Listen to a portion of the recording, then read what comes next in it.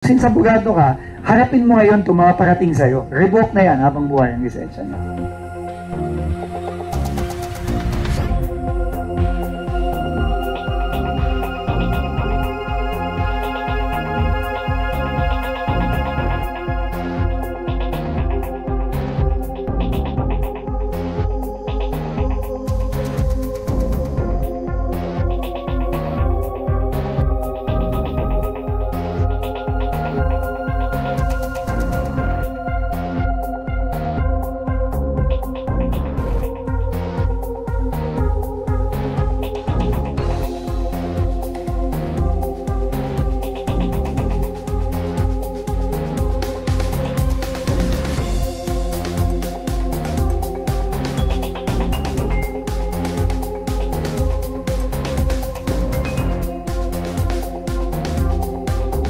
Sabi ko, ate, tigil mo.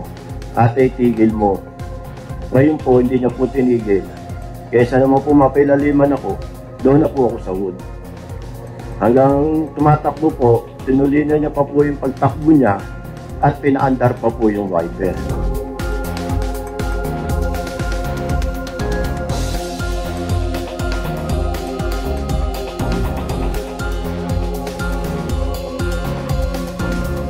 Pagbaba niya po ng sasakyan, minura niya po ako. Magdemanda ka.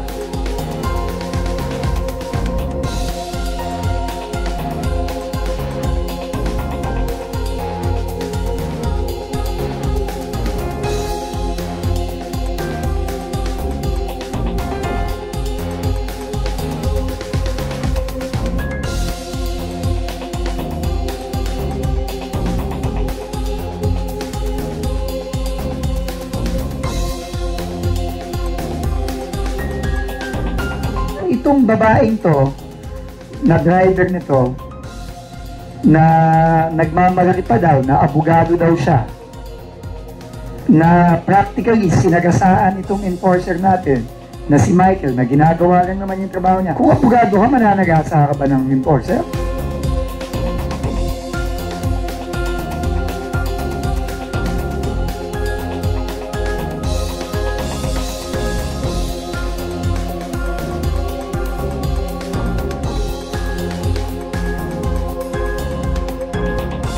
Takot din po ako noon, pero inano ko po yun dahil gawa ng trabaho ko.